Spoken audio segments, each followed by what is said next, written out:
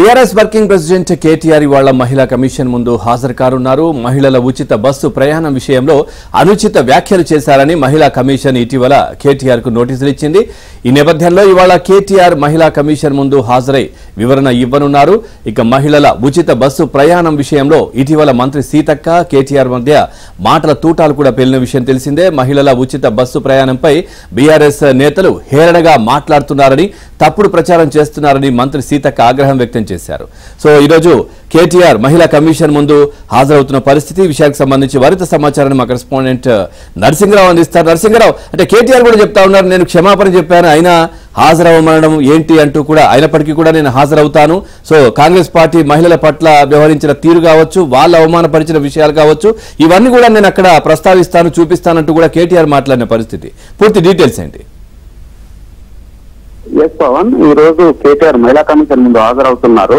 11 గంటలకి ఆయన 10-11 గంటల మధ్యలో కేటీఆర్ మహిళా కమిషన్ ముందు హాజరవుతారు. ఇక ఇటీవల ఉచిత బస్సు ప్రయాణం విషయంలో మహిళలను ఉద్దేశించి చేసిన వ్యాఖ్యలపై వివరణ ఇస్తారు కేటీఆర్. అయితే ఇటీవల మీరు చెప్పినట్లు మనము చూసాము, కేటీఆర్ కి సీతక్క మధ్యన మాటల తూటాలు పేలాయి, మధ్యన విమర్శలు ప్రతి విమర్శలు చేసుకున్నారు. ఈ ఉచిత బస్సు ప్రయాణం విషయంలో బీఆర్ఎస్ పార్టీ కావాలని దుష్ప్రచారం చేస్తుందని చెప్పి ఇటీవల ఒక సమావేశంలో సీతక్క ఆవేదన వ్యక్తం చేశారు. మహిళలు బస్సు ప్రయాణం చేసేటువంటి సమయంలో కుట్లు అల్లికలు చేసుకుంటున్నారని, అల్లం ఎల్లిగడ్డ పొట్టులు తీసుకుంటున్నారని చెప్పి ఈ బస్సు ప్రయాణాన్ని హేళన చేసే విధంగా బీఆర్ఎస్ పార్టీ దుష్ప్రచారం చేస్తుంది. సుదూర ప్రయాణాలు చేసే సమయంలో మహిళలు వారి సొంత పనులని తోటి ప్రయాణికులకు ఇబ్బందులు కలగకుండా చేసుకుంటే తప్పేంటి, దీన్ని కూడా తప్పుపట్టే విధంగా దుష్ప్రచారాన్ని బీఆర్ఎస్ పార్టీ చేస్తుందని చెప్పి ఒక సమావేశంలో సీతక్క ఆవేదన వ్యక్తం చేశారు. సో దానికి కేటీఆర్ ఇటీవల తెలంగాణ భవన్ లో జరిగిన ఒక జాయినింగ్ ప్రోగ్రామ్ లో కౌంటర్ ఇచ్చారు.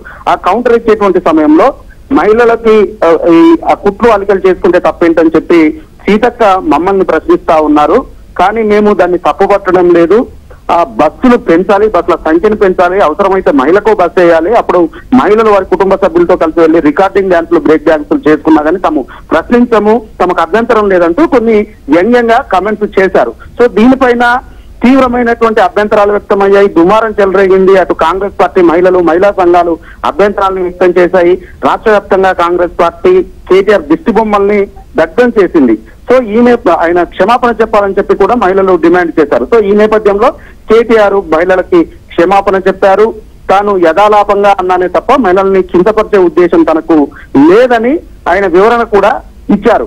సో దీంతో ఆ వివాదం అక్కడితో సమసిపోతుందని చెప్పి బీఆర్ఎస్ పార్టీ భావించింది. కానీ మహిళా కమిషన్ ఆ వ్యాఖ్యల్ని సుమోటోగా తీసుకుని కేటీఆర్ కి నోటీసులు ఇచ్చింది. ఈ రోజు 11 గంటల వరకు కమిషన్ ముందు హాజరై వివరణ ఇవ్వాలని చెప్పి నోటీస్ లో పేర్కొంది. సో ఈ నేపథ్యంలో కేటీఆర్ ఈ రోజు కమిషన్ ముందు హాజరవుతా ఉన్నారు. అయితే తాను బహిరంగ క్షమాపణలు చెప్పిన తర్వాత కూడా మహిళా కమిషన్ తనకు నోటీసులు ఇవ్వడం పట్ల కేటీఆర్ తీవ్ర అసంతృప్తిని బహిరంగంగానే వ్యక్తం చేశారు. నిజానికి కాంగ్రెస్ పార్టీ అధికారంలోకి వచ్చిన తర్వాత కాంగ్రెస్ హయాంలో 8 నెలల కాలంలో దాదాపుగా 1800 సంఘటనలు జరిగాయి. మహిళలపైన దాడులు జరుగుతూ ఉన్నాయి, రాష్ట్ర వ్యాప్తంగా మహిళలపైన అఘాయిత్యాలు పెరుగుతూ ఉన్నాయి. ఎక్కడా కూడా వీటిపైన మహిళా కమిషన్ స్పందించలేదు. కానీ తాను క్షమాపణ చెప్పిన తర్వాత కూడా మహిళా కమిషన్ నోటీసు ఇవ్వడాన్ని ఆయన అసంతృప్తిని వ్యక్తం చేశారు. అయినప్పటికీ మహిళా కమిషన్ పట్ల తనకు గౌరవం ఉంది.